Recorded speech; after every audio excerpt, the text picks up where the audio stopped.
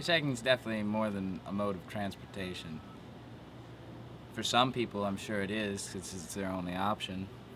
But for me, I usually didn't even know where I was going. My father used to hitchhike, like, from the time he was, like, 14 till his early 20s. So I heard stories about it all the time. I just heard stories growing up my whole life.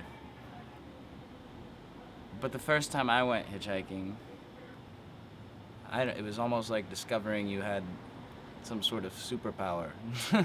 Like you can actually go anywhere that you want. All you gotta do is, like, start walking.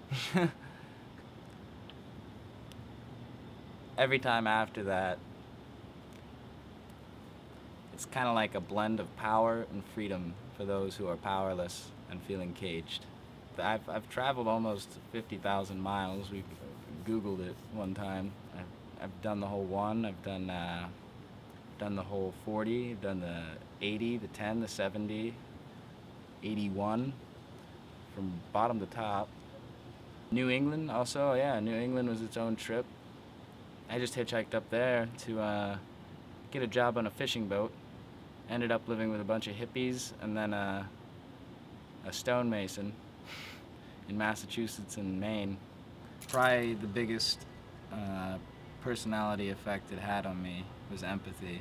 Yeah, I would definitely say I've changed, you know. Empathy and a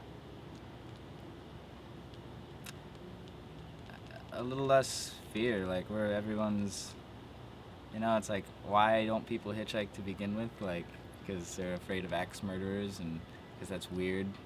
I don't know. What are they, like, it's like, what are you afraid of? Like, most people are good, are just nice to you, you know? Like, they give you a ride. If you're flat broke and you look awfully skinny, you don't even have to ask. People will just come up and give you $10, which when you're hitchhiking the way I was, $10 was a couple days.